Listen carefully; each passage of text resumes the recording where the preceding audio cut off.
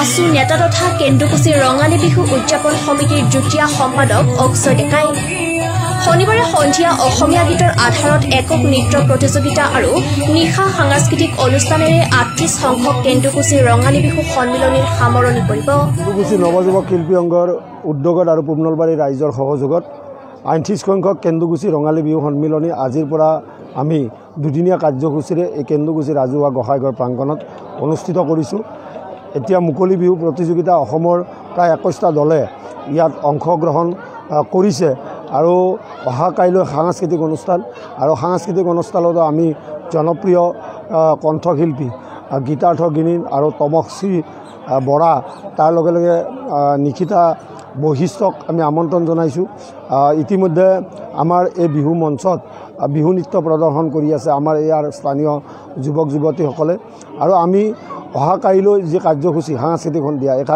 সাংস্কৃতিক সন্ধিয়াত অসমৰ বিভিন্ন প্ৰান্তৰ বিভিন্ন সামাজিকভাৱে প্ৰতিটো অনুষ্ঠানৰ লগত জড়িত ব্যক্তিসকলক আমি ইয়াত নিমন্ত্ৰণ জনাইছোঁ। তেখেতসকলকো আমি এটা ৰাজহুৱা সম্বৰ্ধনা জ্ঞাপন কৰিম আৰু আপোনালোকৰ মাধ্যমেৰে সমগ্ৰ অসমবাসী ৰাইজক আমি ৰঙালী বিহুৰ আন্তৰিক শুভেচ্ছা জ্ঞাপন কৰিছোঁ কেন্দুগুচিৰ তৰফৰ পৰা। আৰু এই ৰঙালী বিহুৱে যাতে প্ৰতিজনৰ মন ৰঙীন কৰে আৰু আমি যাতে নতুন এটা আশাৰে জীৱনটো যাপন কৰিব পাৰোঁ আৰু নতুন ন চিন্তাৰে আমি যাতে সমাজখনক পৰিকল্পিতভাৱে আমি আগুৱাই নিব পাৰোঁ তাৰ প্ৰয়াসেৰে আমি ইয়াত 38টা বছৰ বিগত 37 বছৰে আমি ইয়াত অনুষ্ঠিত কৰি আহিছোঁ মুকলি বিহু প্ৰতিযোগিতা।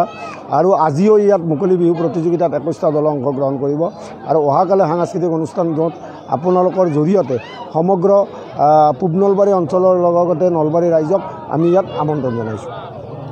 আজি কেন্দুগুচি ৰঙালী বিহু সন্মিলনত উপস্থিত থাকি সঁচাকৈ মই মোৰ অনুভৱ ব্যক্ত কৰাৰ কাৰণে আপোনালোকে মোক কৈছে। মই ইয়ালৈ আহি পেলাই যিখিনি মই সমূহ বিহুবলীয়া ৰাইজৰ মৰম চেনেহ পালোঁ তাৰ বাবে সমূহ বিহুবলীয়া ৰাইজক মই মোৰ তৰফৰ পৰা আন্তৰিক ধন্যবাদ জ্ঞাপন কৰিছোঁ। বিহু অসমীয়া জাতিৰ প্ৰাণ, অসমীয়া জাতিৰ মান। বিহুক অসমীয়া জাতিৰ বাপতি সাহোন বুলি কোৱা হয় আৰু বিহু নাথাকিলে আমাৰ জাতিটোৰে অস্তিত্ব নাইকিয়া হ'ব। সেইকাৰণে আমি আমাৰ যিবিলাক বিহুৰ পৰম্পৰা, যিবিলাক বৈশিষ্ট্যতা আছে, যিখিনি শুদ্ধ ৰূপত যদি আমি উপস্থাপন কৰিব নোৱাৰোঁ তেতিয়া আমাৰ বিহুটো নাথাকিব। বিহুই আমি আমাৰ অসমীয়া জাতিটোক গোটেই সমগ্ৰ ভাৰতবৰ্ষই হওক বা বিশ্বতে হওক আমি বিহুত চিনাকি অসমীয়া জাতি যে এটা আছে অসমীয়া তাক আমি চিনাকি দিব পাৰোঁ। গতিকে বিহুটোক আমি যেটো শুদ্ধ ৰূপত যাতে বিহুৰ কোনো বিজতিৰে কৃষ্টিলৈ যাতে ৰূপান্তৰিত নহয়, বিহু এটা সুকীয়া বস্তু, কোনো সংস্কৃতিৰ লগত আমাৰ এই বিহুটো খাপ নাখায়।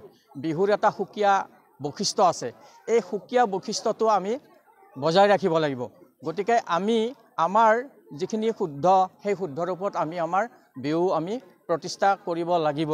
কাৰণ আপোনালোকে গম পাইছে ইতিমধ্যে আমাৰ জাতিটো সংকটৰ সময় আহি পৰিছে, আমাৰ ভাষাৰ সংকট আহিছে, জাতিটোৰ সংকট আহিছে। গতিকে এই ভাষা আৰু আমি জাতিটোক আমি জীয়াই ৰাখিব লগা হ'লে আমাৰ একমাত্ৰ সম্বল এই বিহুটোকে আমি অসমীয়া হিচাপে আমি বিহুটো আমি পালন কৰি থাকিব লাগিব। যুগ যুগ ধৰি বিহু পালন হৈ আহিছে আৰু যুগ যুগ ধৰি বিহু পালন হৈ থাকিব।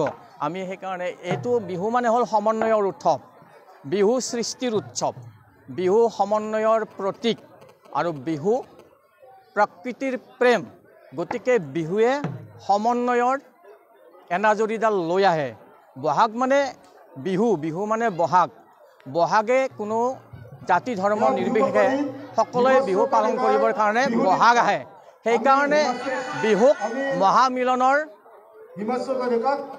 সম্পদ বুলি কয় তাৰমানে। গতিকে আমি এই মহামিলনৰ এই বিহুটোক যাতে আমি কোনো কালে কোনো যাতে আমি হেৰাব নোৱাৰোঁ, সেইকাৰণে আমি আমাৰ বিহুটোক আমি সদায় আমি জীয়াই ৰাখিব লাগিব। শুদ্ধ ৰূপত বৈশিষ্ট্যতা যিখিনি বিহুৰ ৰূপ আছে সেই ৰূপখিনিক আমি যাতে সলাব নোৱাৰোঁ তাকেই মই কামনা কৰিছোঁ। শেষত এই অঞ্চলবাসী ৰাইজক তথা বিহুবলীয়া ৰাইজক মোৰ তৰফৰ পৰা পুনৰ বহাগ বিহুৰ হিয়া ভৰা অলপ যাচিছোঁ।